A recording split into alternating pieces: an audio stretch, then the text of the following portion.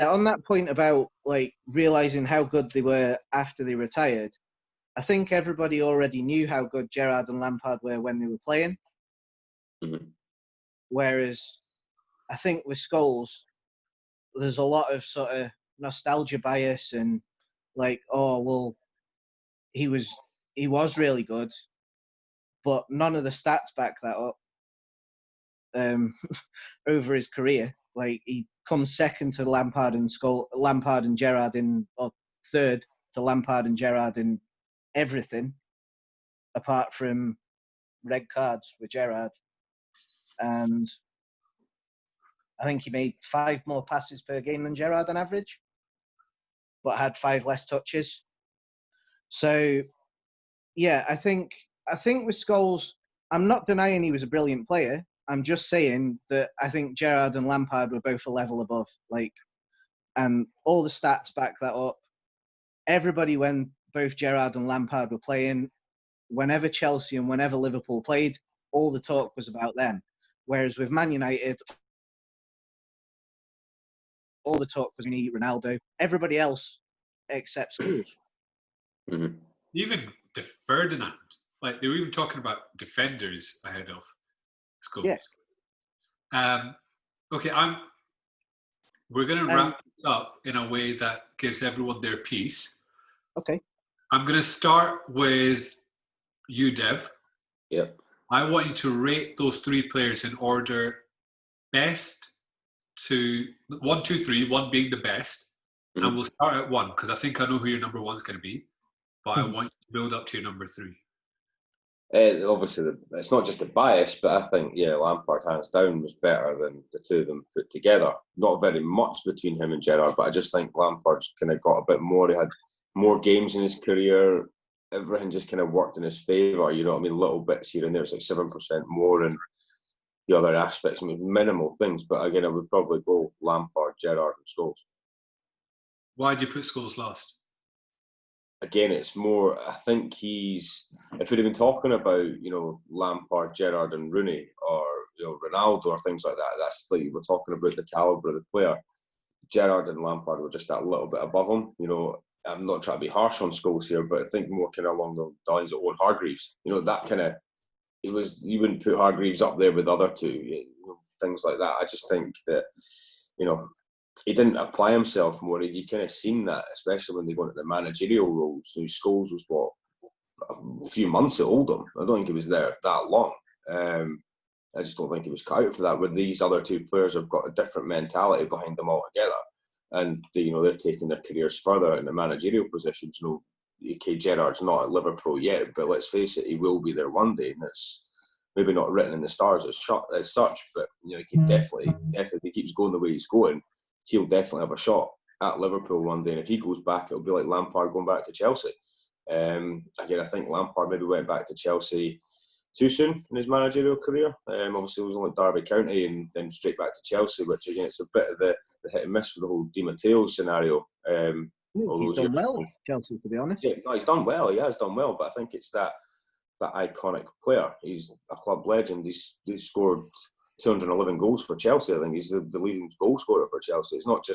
He wasn't just a midfielder or a leader. He set a lot of records. They're not just there, but the Premier League everywhere. Everywhere he's gone, he's always kind of stood out than the rest of them. But again, if Gerrard, like Mikey pointed out, if Gerrard never made those little errors in multiple games, England, Liverpool, all these other ones, he probably would have been up there with Lampard. You know what I mean? It's just, I think those little moments of what's probably tipped the balance to Lampard and Gerrard and Scholes. But I just don't think Scholes is in that same calibre as the first 2. So you can compare them, but you can't in a sense, if you know what I mean. I'm going to go to G. I'm going to finish with Mikey, but I'll go to G next. Okay.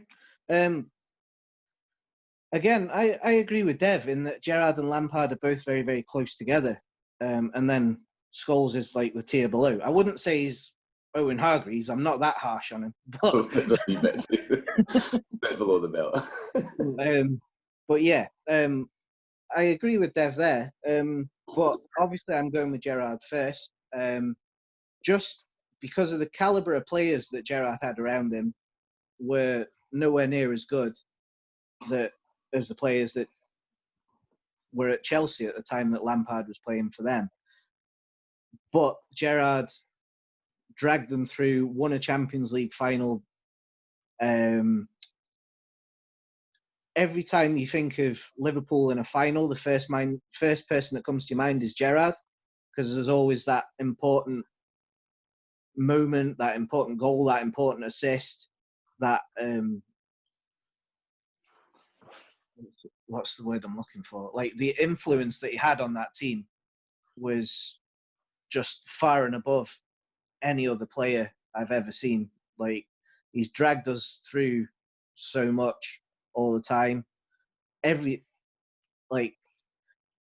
we won whilst Gerrard was there after 2001 was basically because of Steven Gerrard. So I would put Gerrard just slightly ahead of Lampard, just on that. I would say if you want a goal-scoring midfielder, I would take Lampard. If you want a midfielder that influences games, that will score goals and just has more of a influence and a effect on the overall team performance, I would take Gerrard every day of the week. And then, so I would go Gerrard, then just slightly below that, I would go Lampard, and then below the two of them by a fair distance, I'd go Scholes. Okay. Do you think if the little mistakes didn't happen, and we're sitting here talking about Gerrard, who won stuff with England, who won stuff with Liverpool, won everything with Liverpool, do you think it'd be a non-contest with him and Lampard then? Or are you saying that he's only just above Lampard because of those errors? Yeah, exactly that. I could agree with that as well. I mean, if Gerrard hadn't had those moments, it would have probably been a bit. I would have picked him ahead of that. Genuinely, I mean, G hit the point there with the over picking over Lampard. You want the goal scorer midfield, you take Lampard. But no, I would totally agree with you in that, G. If the errors weren't there, he would be number one on my list. To be fair, it'd be tough to pick between the two of them. The two of them in the same team, it gives you that different element. But yeah, I'm with you on that one. So, Mikey, you've just seen Scholes be third in both those guys. I expected it, but I didn't expect it to be the tier below. I didn't expect it to be he's not at the same level. How do you come in with that? What's your three, and what's your rebuttal to the stuff against Scholes? Yeah, sure. So my order first would be first Scholes, second Lampard, third Gerrard. For starters, first of all. For me, there's the shot. No, honestly, I think all three were fantastic players. So it's not a slight at Gerrard. I don't think I put Gerrard as far down as maybe you guys were saying you put Scholes. But for me, why that is, so for me, again, if you go through all three, I think Gerrard was the ultimate player to pull a mediocre team forward and be miraculous with it at times and make it a team that could win like a Champions League, which for me, yeah, that's that passion, that fight. It was technically a top player as well, but it was that passion and fight that made him who he was. Lampard, over the whole sort of body of his career, is that just ultimate sort of goal-scoring midfielder, that just efficiency he had. It was almost like a goal-scoring robot. And, you know, Lampard was someone who was going to deliver. For me, Scholes, over the first part of his career, was even better than Lampard at that, in my opinion. I think the stats do back that up.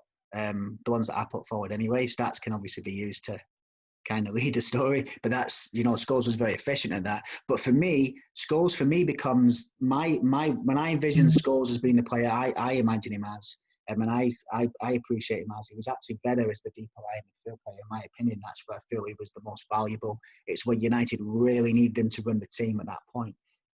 You talk about, so I guess you talk about the rebuttal of Scholes being a level down. I think I see it similar to how Gareth Southgate said it, where he said you have very good players and you had top players. And then his time as England set up, there was players like Paul Gascoigne, Paul Scholes and Wayne Rooney that were just a cut above everyone else. And he actually said, and I'm including very good players here like Steven Gerrard, Frank Lampard and David Beckham. So I think I see it like Gareth Southgate in that sense. But I don't need Gareth Southgate to say it. When I watch Scholes play the game, that is my epitome of what a footballer should be. I think that it's no surprise to me that Scholes is higher rated in Europe than he is in England, kind of brains over brawn. I always feel the Europeans see the game in a different way, and I very much kind of align to that way of playing. So when I see Scholes play, for me, he's just the most intelligent player I've seen on a football pitch. So for me, actually get a lot of credit from some great players. It's the sort of players that make sense, though, isn't it? Like Pirlo's, Xavi's, they're the ones that are stylistically more similar to him than they have all of those players have also praised Gerrard and Lampard to the same degree at different points. They are all making the saying Scholes is the best midfield player of his generation. They have said that. Who said that? I'll tell you. Page 4, Article 32. Yeah. He also said Gerrard is the best. Xavi, I believe this was my question. You can come in afterwards if you want. Xavi was Scholes was his role model, the best midfield player in the last 15, 20 years. If he'd been Spanish, he might have been rated more highly. How fitting. Pirlo said put Scholes in his Champions League dream team and called him the truly great English midfield player of his generation. Didn't just play the game, he thought about the pass, he thought about the game, every pass, every decision based on his intelligence and understanding. If he could pick one player he'd never got to play with, it would be Paul Scholes. I think those two would be lethal as a combination. Thierry Henry, many times, including on Sky TV, said without a doubt the best player in the Premier League was Scholes. He knows how to do everything. It goes on and on. For me, it's not just, you look at those different players, but I think it's the type of players that the way they talk about Scholes, that to me makes sense because it's the way I felt about those type of players as well. I feel like they come from a similar school. All of those players have said the same things about Gerrard and Lampard, though. Like those. It's been the same throughout, generations. They used to say David Cooper was one of the best midfielders in the world, and that it's just one of the things. Other midfielders will make comments about other players when they see the style of play. I don't think that because a few people have said he's a great midfielder makes him, amazing. What I'm saying is I realise when certain people talk about him like that, it just reinforces again like what I saw myself, because I base this on the player that I've seen. I've grown up watching this Man United team, and for me, Scholes has always been the player that has absolutely stood out to me over the body of work. Whether it was the more forward-thinking goals and assists that was Scholes in the first half of his career to the person who became more like a quarterback-style player that ran the United midfield. For me, I think if you take Scholes out of that United team, as a unit, it's not as strong, despite how many great players it had in it. And that's just, again, that is just how I look at the team, how I look at the game. It's my philosophy on football, but Scholes was that player that I would always build a football team around a player like him. And that is a stylistic choice.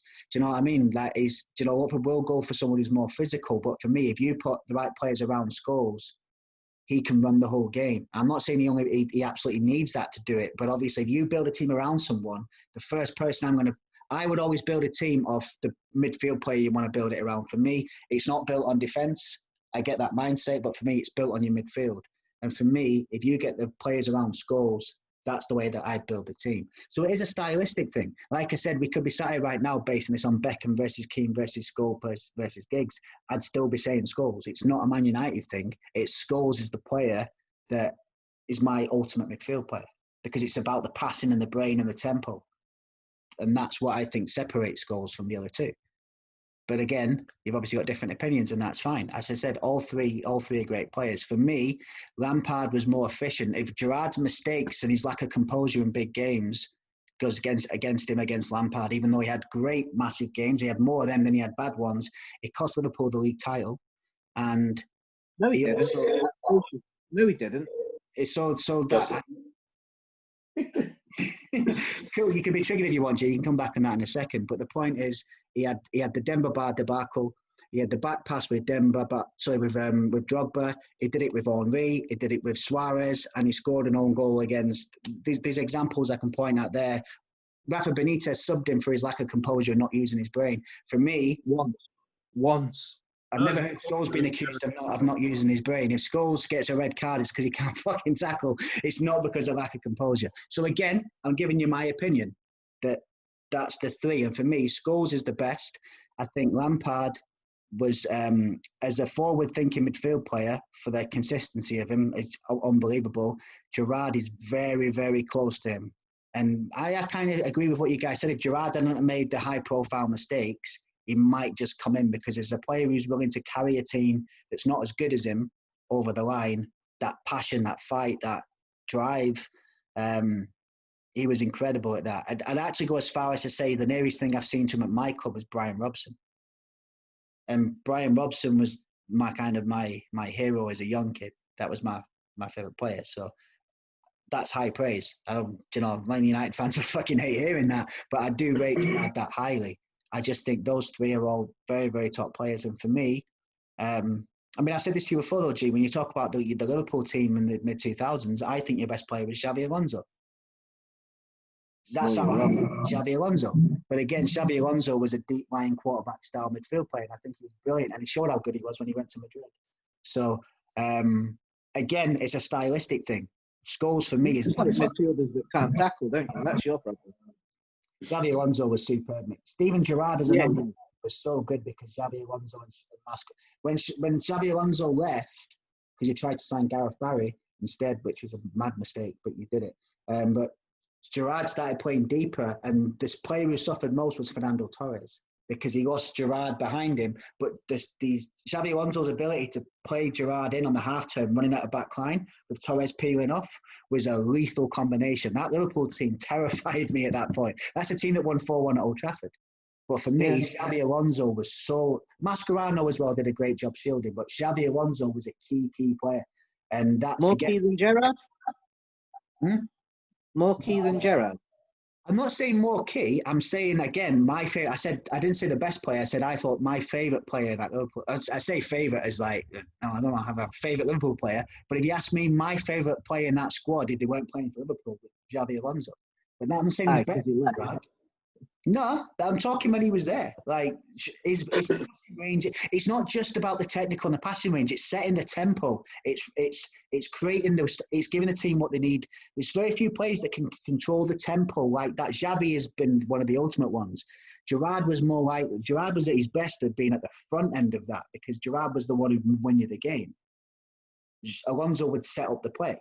He would set up passes within maybe 2 or 3 stages back that would cut through the lines, that would create those conditions. That's what Scholes became, much more that sort of player and towards the second half of his career, where Scholes had started being towards more the front end. He became that player that passed through the lines, that creating conditions. These players don't always grab the same headlines because they're not playing the final pass or scoring the goal, but the final pass of the goal doesn't happen without what they bring to the team.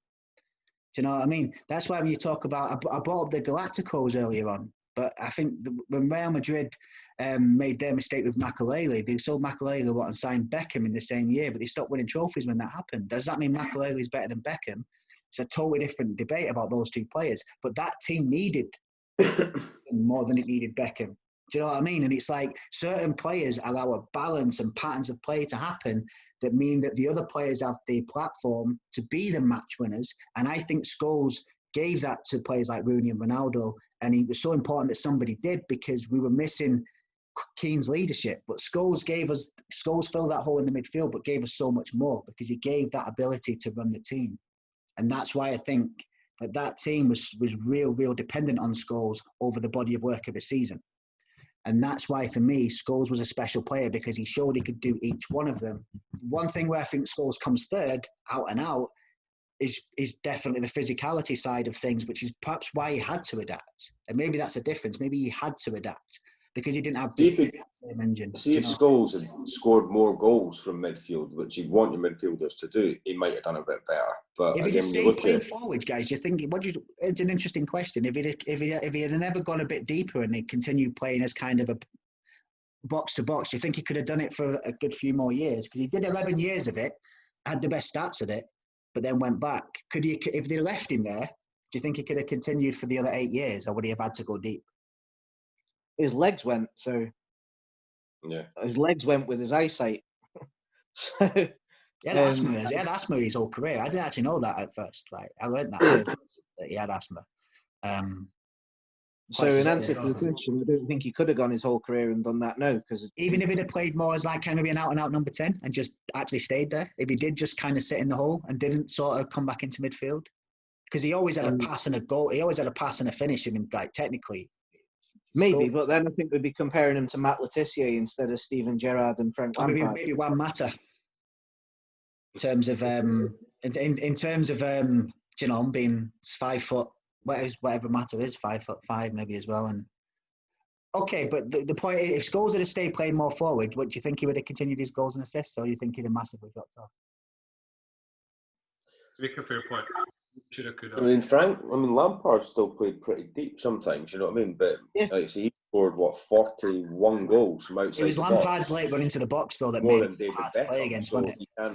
You can't. No, really but it was like the way Lampard timed his runs into the box though. I think still. I mean, if almost the deeper he went, the more dangerous he was because you didn't see him go into the box. But again, Gerrard only played number 10 for a couple of seasons with Torres. The rest of the time, Gerrard was the most box-to-box out of the three, I think. As like Gerrard was a box-to-box for probably for most of his career. Right? I know he started off a bit deep. He started off a bit more defensive. He started off a bit deeper and he finished a bit deeper. But yeah, he was box-to-box for most of it, wasn't he? Yeah, but he certainly wasn't a number 10 and wasn't sort of playing behind the striker for 5 or 6 years. No, yeah. He was only that year behind Torres. It was Lampard and Scholes had that in common for the time that Scholes played there. He was more, and Lampard did that for longer, and probably still had that license. The deeper he went, you still knew that Lampard's job was to kind of ghost into that box and score, because why the fuck wouldn't you if you were that efficient at it, you know? So yeah, that's my three anyway. And again, it would be my first if you were comparing the best United midfield players as well. It's a stylistic thing for me. Scholes. Did Paul Scholes have a song at United? Did Scholes have what? A song? Yeah, it was simple. It's Paul Scholes, he scores goals. Paul Scholes, he scores goals. All right. We don't. Some of the United songs, to be honest, are the most imaginative. But it rhymes with goals, doesn't it? That never changed. But yeah. Well, the United players, it's like a Portland Timbers. The United fans love Scholes, but they love everyone. There is an attachment to that group of players anyway. And then obviously Scholes, Gary Neville, and Giggs stayed throughout the duration, so they maybe got an extra little bit of love because they never left. Yeah. Because Phil Neville didn't have much say in it, and Nicky Butt didn't have much say in it either, to be honest. But the other three stayed throughout that whole duration, were one club players. Same as Gerrard has that with Liverpool as a one club player. It's very hard to. You never had that feeling of seeing him in a different shirt. I saw Andy Cole, I saw Peter Schmeichel, I saw both those guys in Man City shirts. So, do you know what I mean? I mean, I don't dislike, but you have taken an edge off it. Do you know what I mean? And you see, Paul Ince went to Liverpool. I found that a long time. I found that very hard to forgive. I don't know how you felt about Owen at United, but not great. It's a weird one, isn't it? You don't have that with. I don't have that with Scholes. You don't have that with Gerrard. Again, Lampard came to Chelsea, but he became the man at Chelsea, and then he never left. So we don't have. That's probably part of it as well. That they are part of the folk core of the fans, because people forget the fans care about the loyalty. Do you know what I mean? They care about that. When all this is said and done, it's the fans that will keep going and put up with all the kind of whatever shit goes on with the club behind the scenes. Players might leave, managers, but the fans will keep going.